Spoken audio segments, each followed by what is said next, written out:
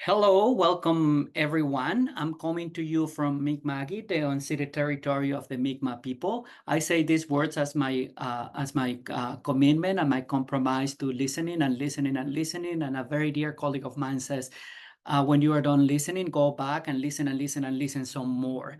And the reason why I want to listen and listen and listen, it's because I want to learn. I want to learn what has happened. I want to learn what still happens to move towards to move our country with the recommendation of the Truth and Reconciliation Commission towards decolonization and reconciliation. So that when I mentioned that the lands we're in, that's what's in my mind.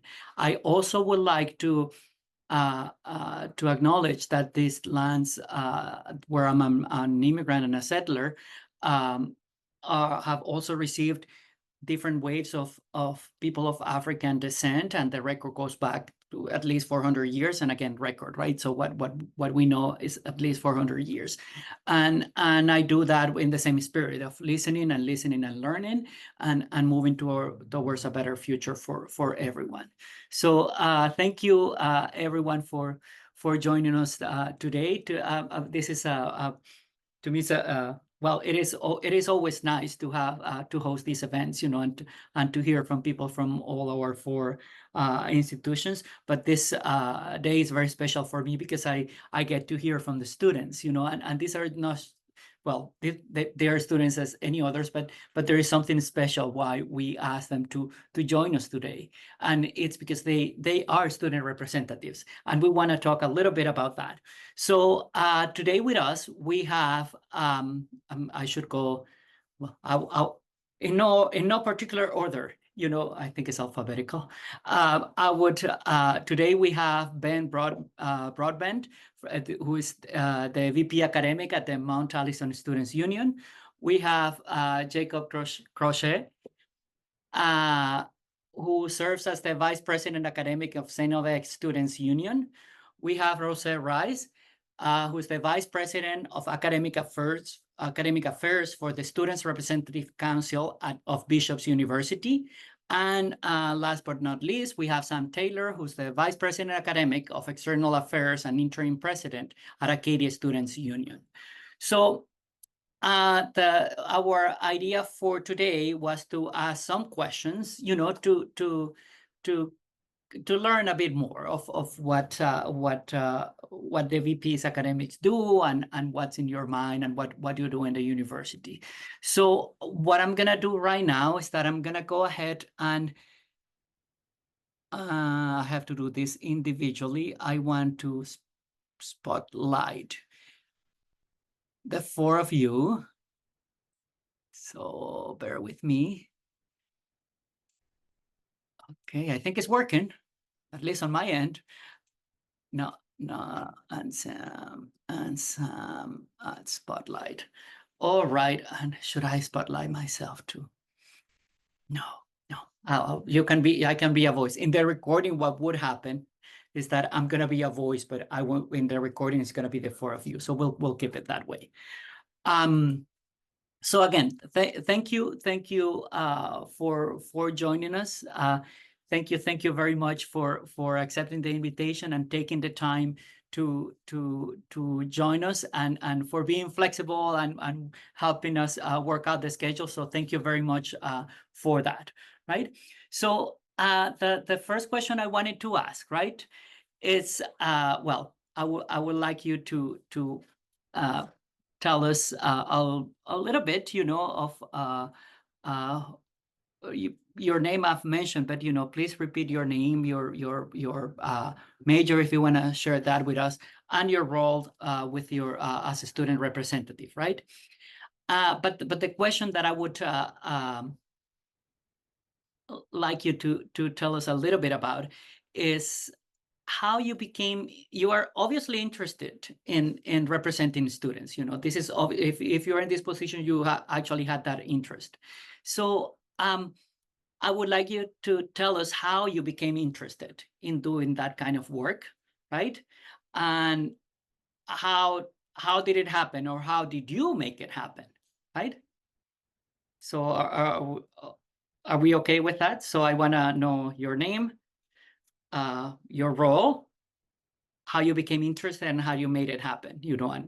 Okay? So for this first round, I'll call people, and then after that, I'll let you do it in your own order. So the first person on my screen is Jacob. So Jacob, go ahead. Awesome. My name is Jacob Cruchet. I am a third-year public policy and governance student at St. Francis Xavier University, and I am the vice president academic for the SANFX Students Union. I'll talk a little bit about kind of what the role is before talking about, how I got involved with it. Essentially, and you might hear this a lot today because I think we all have very kind of similar roles, but the vice president academic is basically here to advocate for kind of academic needs of students on our student union across campus. It's basically a role that, our job is to basically represent students on various academic issues, things like whether or not new courses are getting approved, academic integrity stuff, basically just a role to make sure that students are getting their say in all of these processes and that students have support on academic needs. So that's kind of what the role itself is, and I'll talk a little bit about how I got involved with it. I used to be involved with student government back in high school and kind of student activity councils, those kinds of things, and I always had a kind of a passion to get involved with that kind of organizing level. And when I came to university, I found that I wanted to continue to get involved, and I wasn't quite sure exactly how to do that.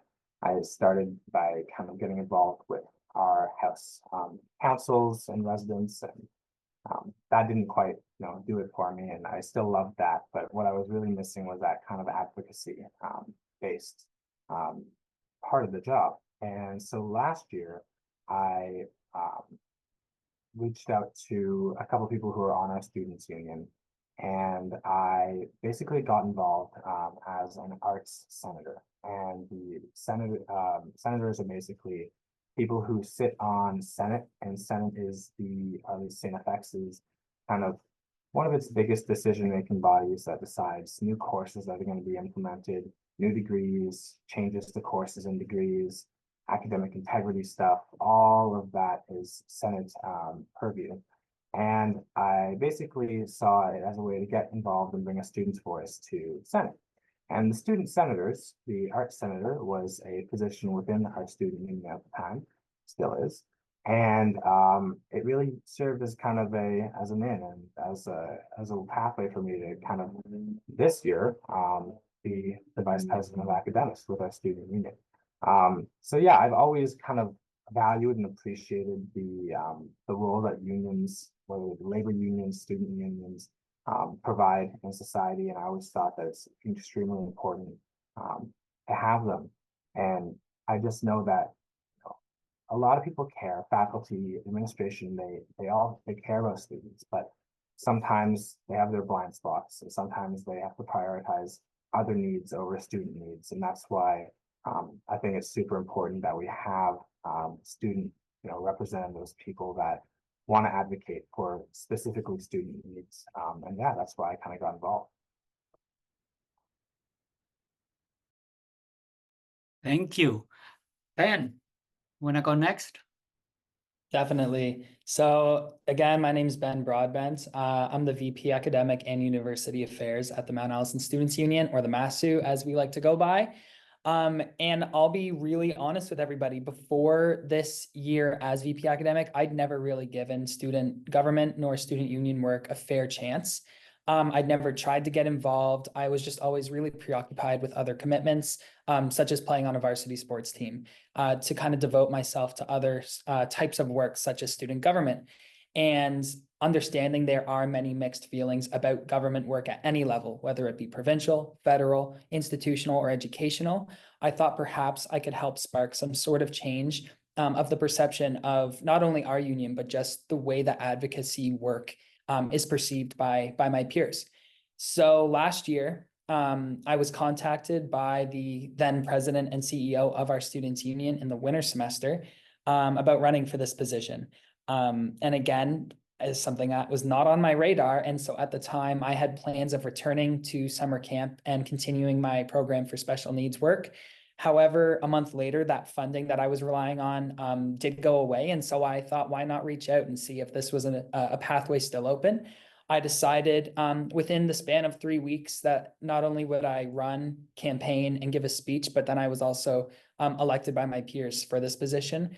So in a matter of a very short time, I became involved very heavily with our student government as one of the executives, and I've loved it ever since. So. Wonderful. Rose? Hello, everyone. My name is Rose. I'm in my second year in an honors in political studies with a minor in German. Last year, I was involved in the board as the first year rep. So that's how my university advocacy started. But I was also involved in the student council of my high school throughout the 5 years here in Quebec. And how it came about running for VP Academic specifically was I knew when I run for first year rep that I wanted to be more involved in academics specifically. I wanted, however, to run for a senator position, which is less of a time commitment. But I was like last year's VP Academic reached out to me as well as a couple of other people and suggested that I run. So I, long conversations with them to make sure that it was a good fit. And I'm happy to say that my peers thought I would be a good candidate. Wonderful. Sam? Yeah, thank you, Juan, and super excited to put some names to faces with Rose and Ben here. I've met Jacob before, but super cool to see the student union happening, the student union work happening at MassU and Bishops. So I'm Sam. I am a fourth year psychology and biology major at Acadia University. I am the VP Academic and External at the Acadia Students Union, which is fairly similar to the academic positions of my colleagues here. The one key difference being that we don't have like a separate academic affairs and external affairs person. So I do both of those things. So on one end, I'm working with Senate and our senators to advocate for students in terms of like academic issues, whether that be academic integrity or artificial intelligence or course engagement, any of those sorts of topics. But also looking externally towards like lobbying organizations and going to the government to actually try to make some change on a wider scale. What got me into student government, I would say probably since like 2017, 2018, I've been interested in politics. It was just something that came up a lot in my household, especially with my father. And it's something that I've just sort of carried with me as, regardless of whether or not I'm interested in it or others are interested in it, it affects all of our lives. And so it's important to stay informed and to know where you stand, because to be ill-informed means to possibly put yourself in worse positions because you don't know what you're actually advocating for. So I feel I've tried to stay well-informed and understand the issues that are affecting me and affecting the people around me. And I also feel as a white person, I've had people come to me speaking about different issues, and I want to be a megaphone for those voices. I want to be able to take those voices and bring them to a higher power, to a greater body than just myself, and try to make some real impactful change based on the voices that I've been hearing. So when I was recommended by someone very close in my life to go into the student union as a just as a member of our council in my second year of university, I was very excited. And at the end of that year, I felt that I wanted to get more involved. And so I came on as the vice president events and promotions for my second year in student union. And in that, I got the opportunity to be appointed to sit at Students Nova Scotia as a person for Acadia Students Union. And I found that advocacy work was so fulfilling. To really go and see the change happen and to be a part of it felt really impactful. It felt really beautiful to be a part of that. So coming out of last year, when I was trying to think of what I wanted to go for this year, I immediately felt connected to the academic external portfolio. And, you know, I campaigned, I went to a debate, and my students at Acadia University voted me in. And so I am so grateful to be here and to be able to represent them at this table.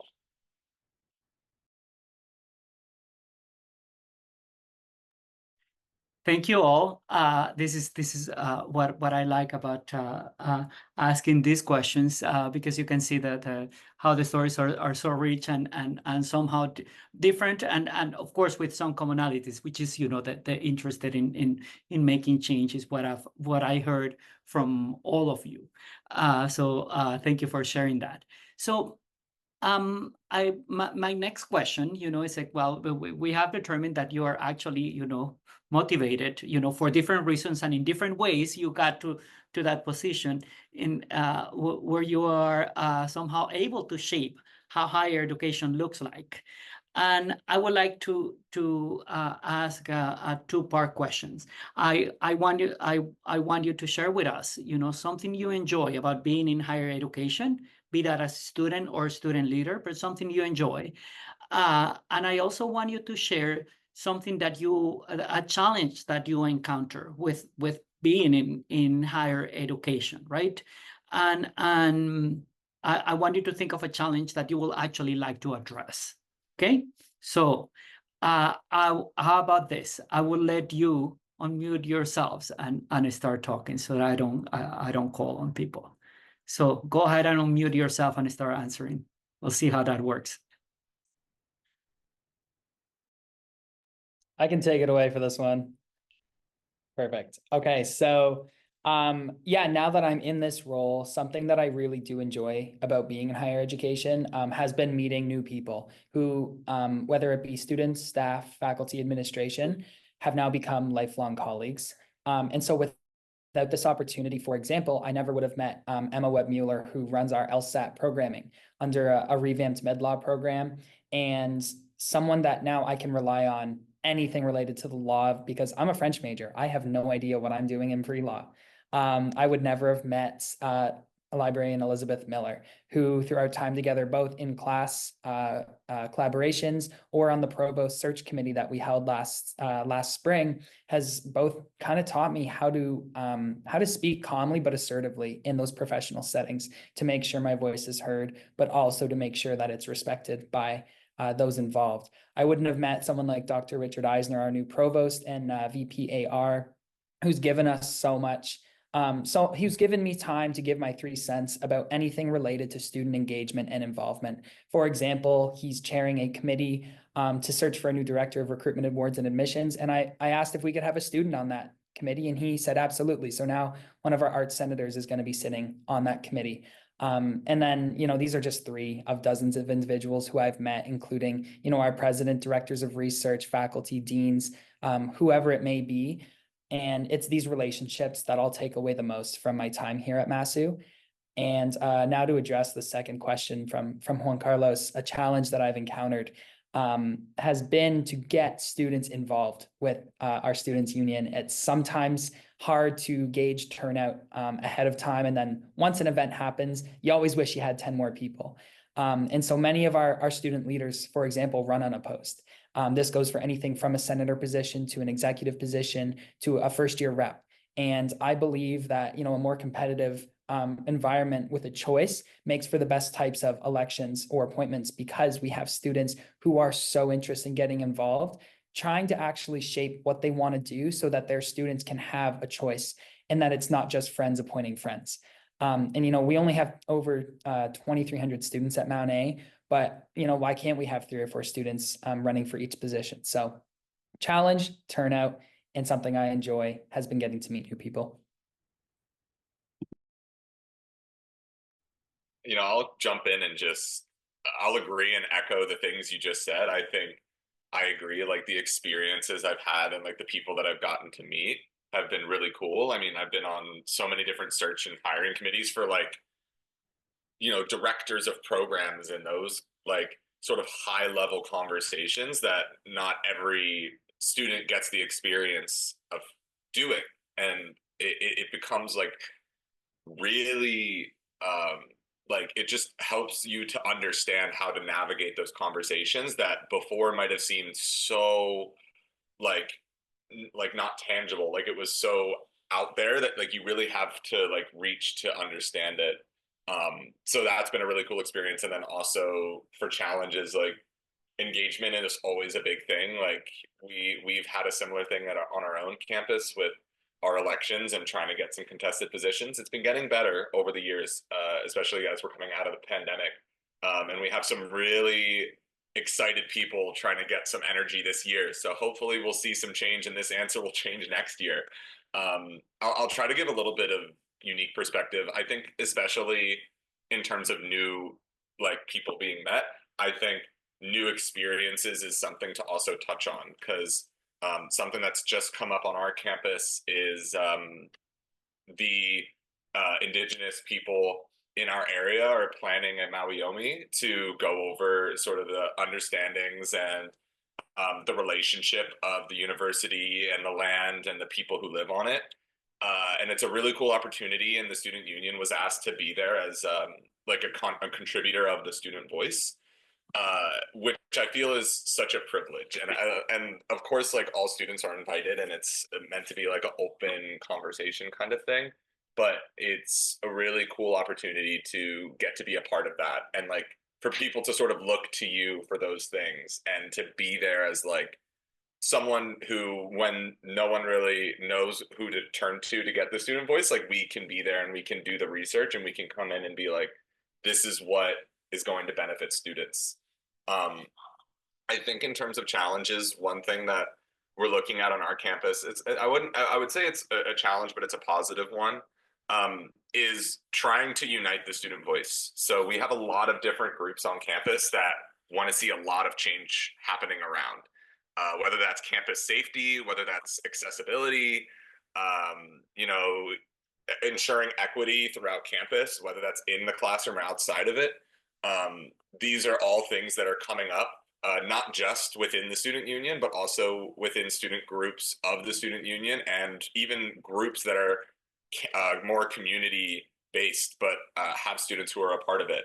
So we're having a lot of conversations in terms of these different issues, and they're happening in a lot of different places. So it's important as the student union to like ensure that we understand what is happening, and to even like try to bring those voices together and find a united front for all of us to advocate for, because that's where you'll see the most momentum, is when we can all come together and make that big change happen. I relate and agree with what has been said so far. Just to add something else that I really enjoy about being in student advocacy is committee work, which I don't think I would have said that a couple of months ago, but I actually really enjoy it. I enjoy meeting new faculty members and the deans and administration, and just working with them to make sure that the student experience stays, you know, good and with good quality and as such. And something that I find that is a challenge, or that can be a challenge sometimes, and that it's not only from my portfolio, like as VP Academic, but also from other members of the executive team, is that as much as university administration is really trying to listen to the students' voices and to really bring about change, it can still feel that there's a system that still remains in place. So it can also feel like, as much as we want to advocate for something that sometimes it's just too too deep into the culture of the university, or too deep into the culture of the administrative members of the university. So it can be hard to bring about change. I have noticed, but it's something that, you know, I have a whole year ahead of me, and in collaboration with my other executive members. So I'm sure we'll get through this. We'll be fine.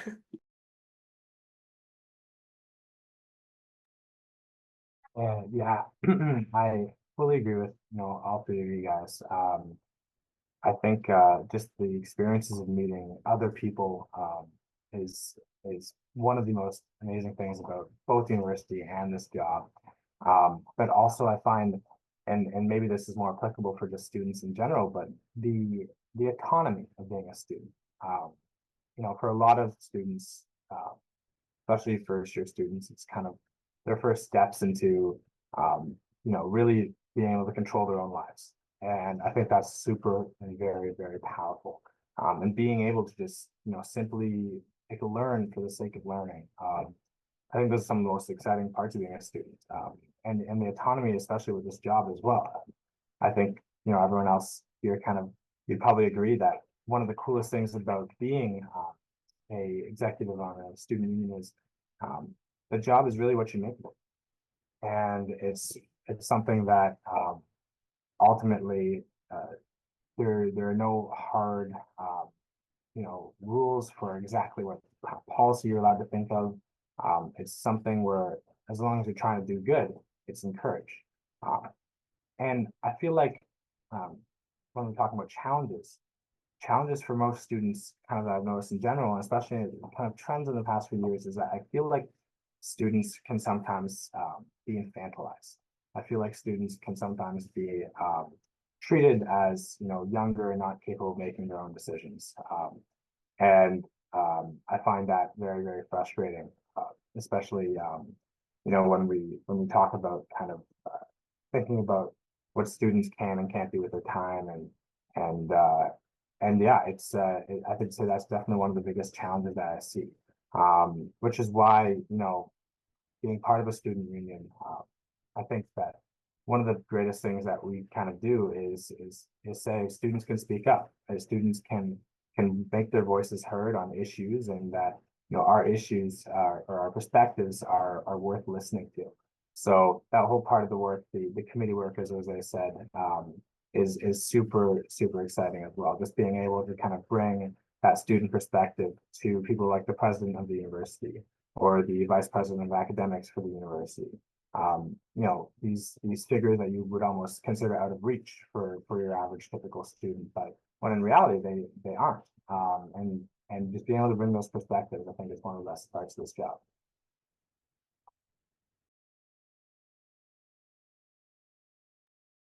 Well, thank you, all of you for answering the question. And I will ask you one more question, and then we'll open the floor for questions from the public if they have any. So, and you have touched on some of these elements, but I will ask the question anyways, because I'm sure you have more to add. So, of the many lessons you have learned so far, you know, being in school and being in these roles as student leaders, and also as community members, you know, in the university community, could you share something that you have experienced or learned that you think is going to be a valuable, transferable skill for your personal and your professional life? So of the lessons you have learned so far, what do you think will transfer and be transferable to your personal and professional life? So, and I will do the same. I'll let you unmute and talk. Well, I can jump in to start here if that's okay. I think, like, the easy skill to go to is leadership. I think this position has led to like sort of being there and facilitating for others in those terms. But I also think something that is really valuable that often goes unnoticed with some of these positions is almost like a project management form from within the executive. Like throughout the summer and going into this year, we've had all kinds of different things that we want to get going. And you spend a lot of time talking about, okay, well, what are the steps we need to do to get there? Who's going to do them? And you're just sort of trying to stir this around and get everything sort of lined up so that once you start executing, it just happens. Instead of just sort of speaking in hypotheticals, like actually sitting down and turning some of those things into full projects is something that is very applicable not only to a professional like a professional workplace environment where those kinds of things happen all the time, and needing to understand how projects work in a workplace are super important, but also even in your personal life, as a person who is constantly trying to find new ways to improve myself, I find that being able to sort of pin down, okay, what is the root of the problem and what are the steps I'm going to take to get there, and what tangible things do I need to do, and like, do I need any other support from others? Do I need to ask this person a question about this sort of habit that I know they do, or do I need to, do I need to work with others, or is this something that's like fully going to be intrinsically and internally driven? And I think that with the student union work, I've gotten really good at not only finding a project and how to delegate and make a project happen collaboratively very effectively, but also understanding like where your attention needs to be and where your skill set is most important and how to contribute that to a larger vision. I mean, I think Sam is putting it perfectly here. It's the almost the policy work behind it that is such a transferable skill. And as I mentioned at the start, like my major, I'm doing honors in a program called Public Policy and Governance. And one of the funny things is the class itself can be abstract. You learn about what good public policy is. You learn about what good governance is. You learn the strategies to create policy, how to check for your blind spots, but you don't get to practice it.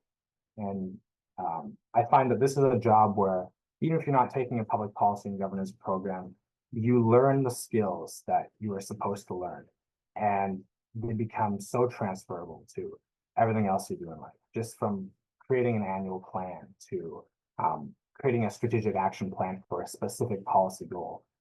For example, I'm doing a lot of work with open educational resources this year, which are essentially free pedagogy resources to basically teach classes for professors instead of using a paid textbook. And one of the things that I'm doing is putting together an entire kind of strategic action plan that looks at the next 3 years of work that needs to be done on the particular issue. And it's this kind of policy development and this kind of work that I think is super invaluable. And to that point, I think, one of the things that you have to learn, and that everybody does learn as an executive with student unions, is the importance of consulting different groups and talking and having many meetings that, you might not think they're important, but you learn things in them. You learn about how, this is a particular point that you missed. And it's important to take this specific thing into consideration because you talk to a specific group. And I think that consultation and the importance of that can sometimes be overlooked, but I think it's something that you just learn in this job. And I think that's why it's amazing. I relate to what you just said, Jacob, about transferring into our future careers. As a political studies student, something that I'm learning or that I've developed so far is decorum. This is something that I've, just a couple months ago before starting my mandate, like I knew nothing about. And now I find myself like every single day going to committee meetings with, as I said, university administration and such. And I have to act a certain way. I have to talk a certain way. And this is probably the biggest thing for me, as well as time management, because we're not only executives, we're also students. We also have like a bunch of other things going on.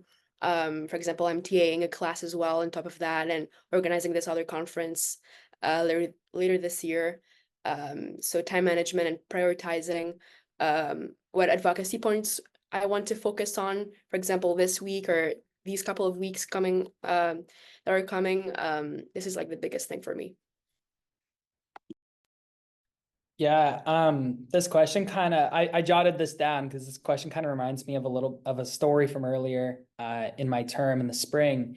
So I was at a university senate meeting along with our current president, and I raised a point of concern about the wording within a certain academic policy. Very, very small word, one singular word I wanted changed. And at first, my suggestion was completely shut down. However, eventually we continued to push throughout this meeting for some variation of a change within this policy that would make the wording suitable for students' benefits. So we got the change we were looking for at the end of the day. So from this experience, and this is where it ties to our question, I learned how really not to back down, but in a respectful yet clear manner. And, you know, the whole point of students sitting on, whether it be University Senate, the Board of Regents, different councils, sub-Senate committees, or even our own, we call it an administrative council with all the student leaders. But the whole point of this is so that we can raise our voices when something we don't like is happening.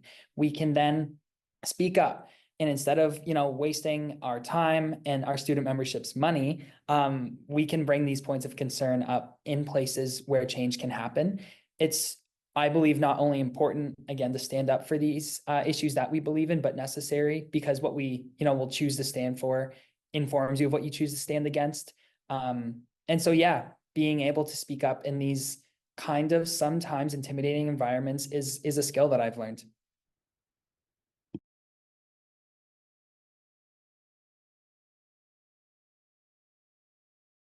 On mute.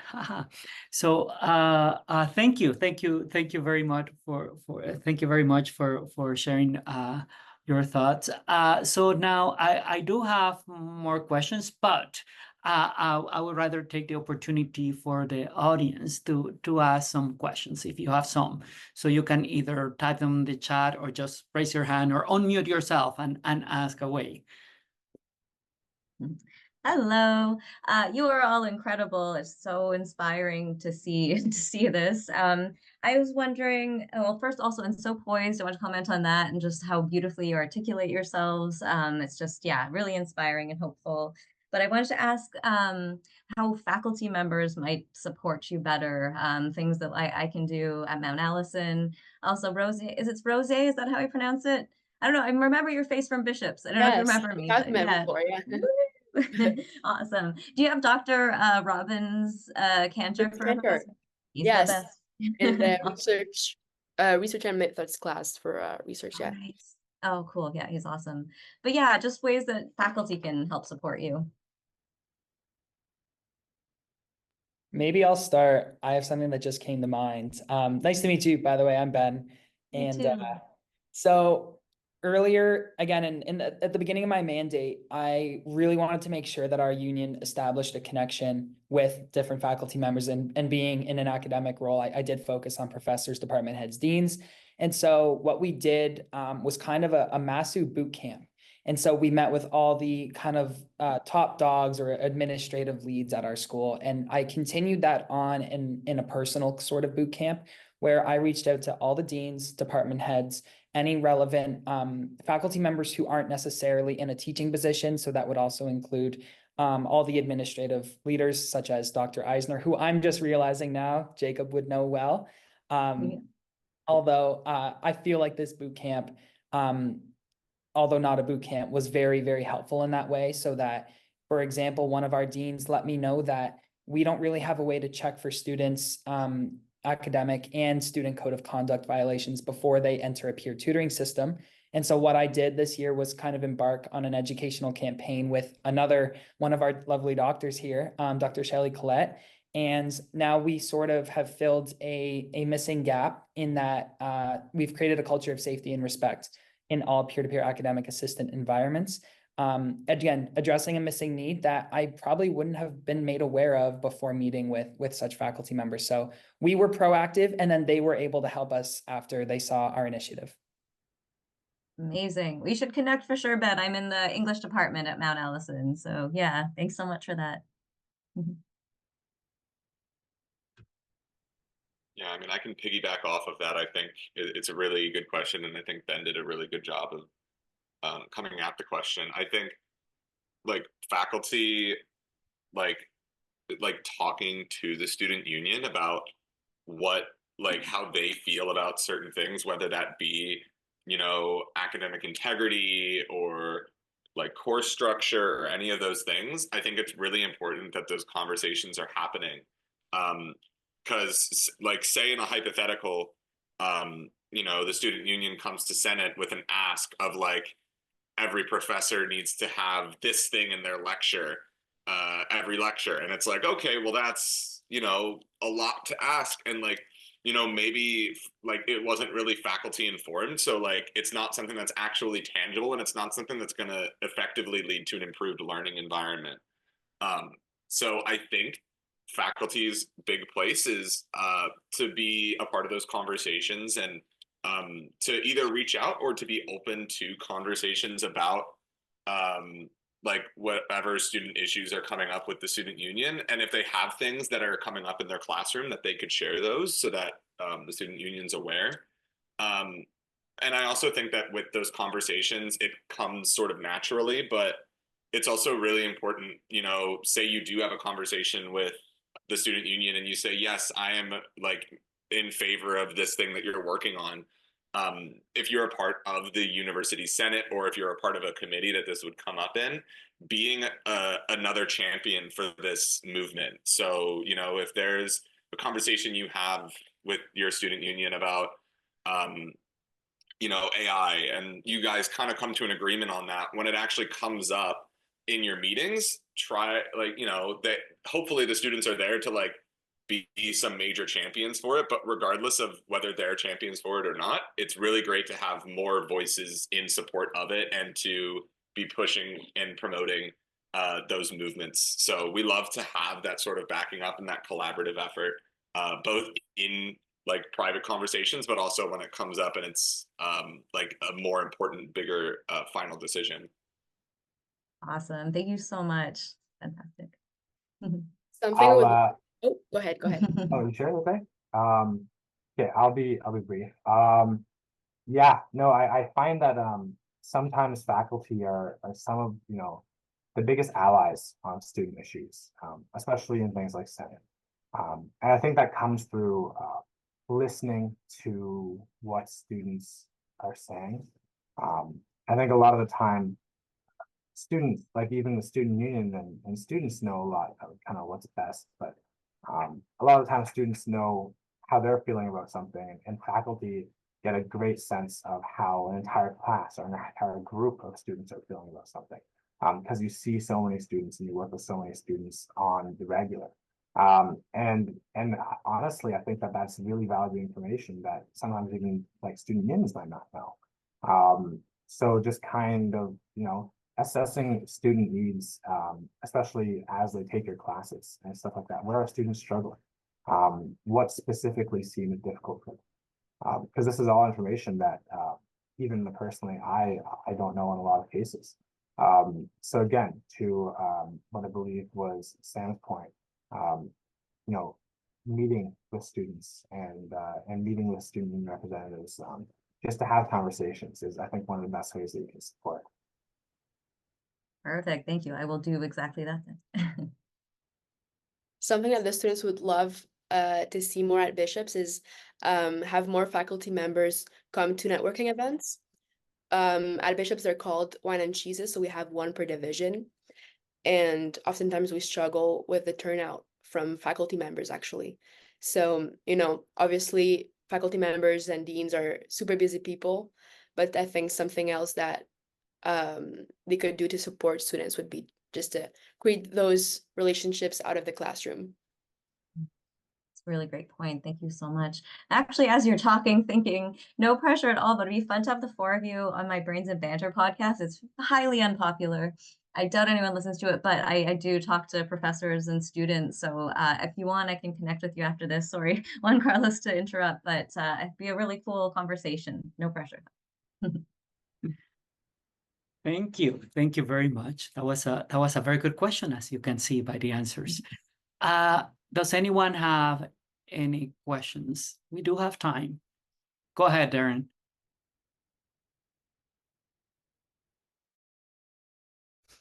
Okay, here we go.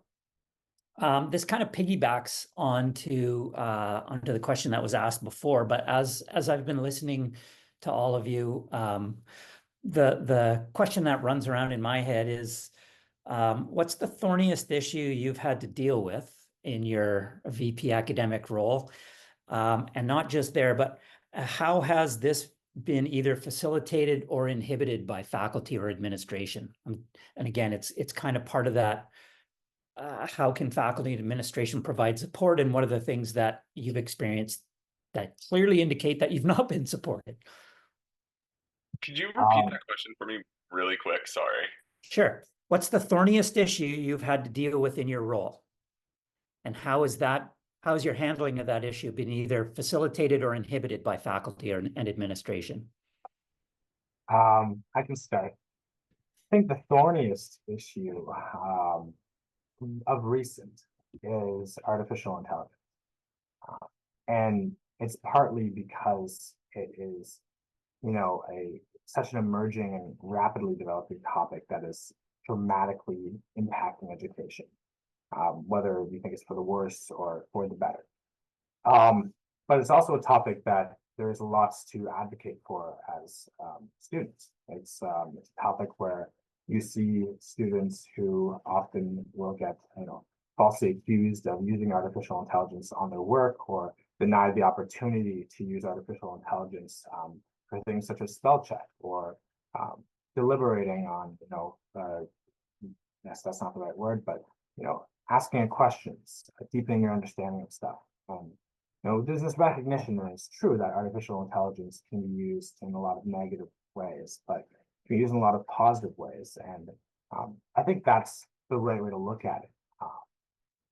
But there are lots of people, and because it's such a new issue, that disagree with that. A lot of faculty are amazing on the issue of artificial intelligence. And a lot of faculty sometimes struggle with providing students with an ethical use policy about it, and they would rather outlaw it completely. I think kind of where faculty and what faculty should do is to ask students how they're using it. Run a survey and see how that compares against your beliefs of how students are using it.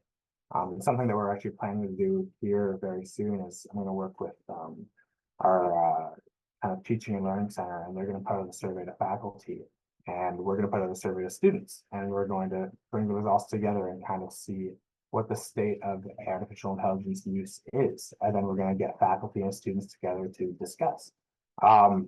But I think that's kind of the thorniest issue, because there's so many different opinions on it, and it varies from department to department, and it varies from class to class, and it's such a difficult advocacy issue for that reason. I'll jump in there. So something that I just thought of, I was brainstorming while Jacob was talking, is at Mount A, the GPA requirement for maintaining your entrance scholarship is a minimum 3.7, and we go off based off of 4.3 GPA. So I don't know what it's like at the other schools here, Acadia, St. FX, and Bishops, but that's about an A- 80% mark. And so our big push, one of them is to make sure that students can have the opportunity to receive more funding should they lose their scholarship in first year, but find a way to kind of come back and climb the mountain in their second, third, and or halfway through their fourth year. Because there are some students who transitioning is a very difficult task, and Sackville is extremely small. So coming from either a big city or just plain leaving home for 8 months out of the year is difficult and takes a toll on people's grades. So we are currently working with our registrar Burdenier, who's wonderful and been helping to facilitate this sort of path. We are going to be developing advocacy policies that will be, of course, distributed to the appropriate university members, all while keeping in mind that there is only so much money to go around. And so we want to be aware of the realities of our university's financial and budgetary concerns, restrictions, and situation. However, we also want to make sure that students have a fair chance to continue their education with a little bit of help. So.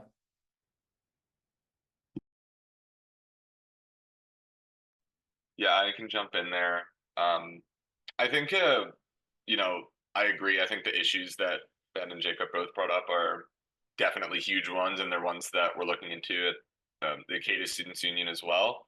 I'm going to go at this one from a different context. I kind of brushed over it a little earlier, but I think lecture and like course engagement has been a pretty hot topic the past couple of years. It's come up to me sort of at a very high level that there are classes where, you know, day one, everyone shows up for the syllabus and to get to understand the course. And then day two, like a bunch of students just stop showing up, except for like tests and stuff like that. And that's just a major barrier, not only to the student experience. I mean, they're paying to come and receive an education, but also to the faculty, because, you know, their job, like the reason that they're there as a faculty and a professor is to educate those students. And if they're not physically there, that kind of makes it difficult for both the student to learn and the faculty to teach.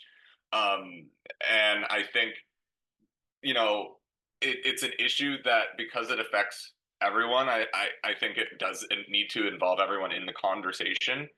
And I think like the best support I've seen is faculty who are very passionate about it and are trying out and experimenting in their own classes to find ways to bring students into the classroom. I know there's a couple of different professors at Acadia University, which like Darren, you and I are both from, so you would probably know some of them, but they're absolute champions in their faculties to actually getting students to come to their classes and to stay engaged throughout the semester.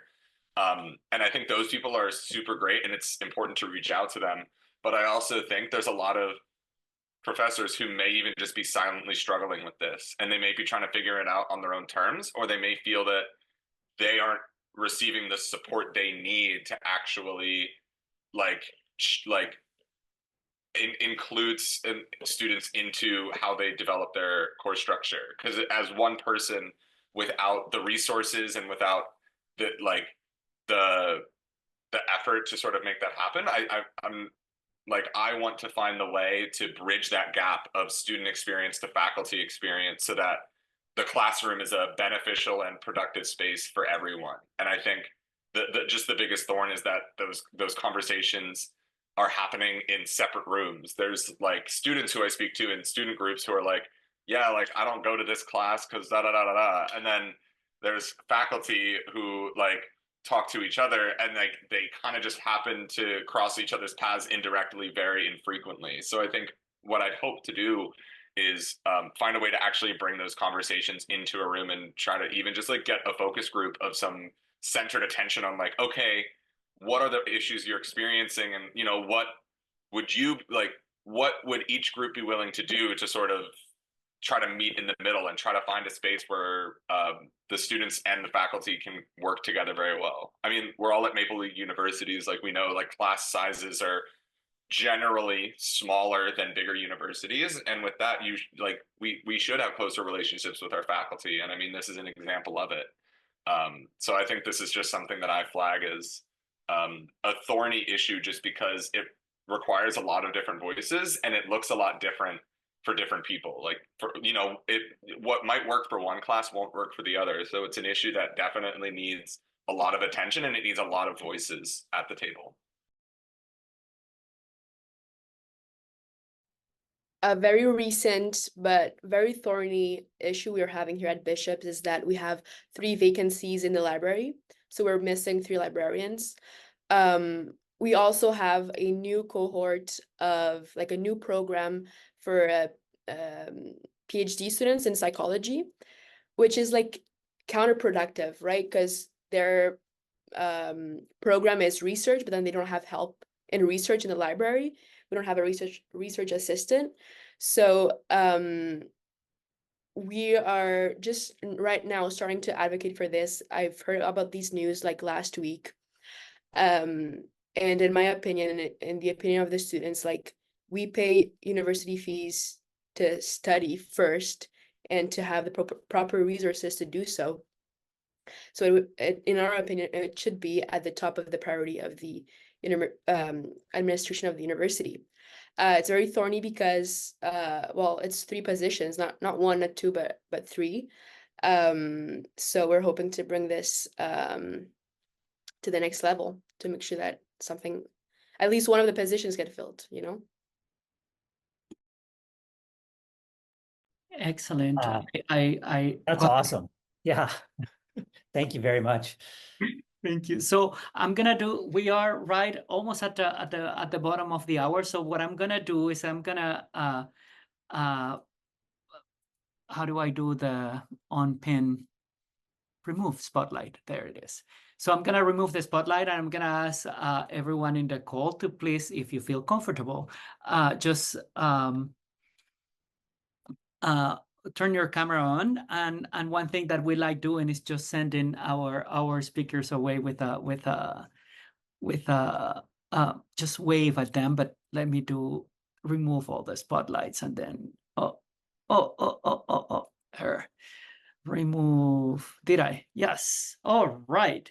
So how about, if you feel comfortable, just please turn on your camera and let's wave at our speakers. Thank you. Woo! Thank you so much. Very much.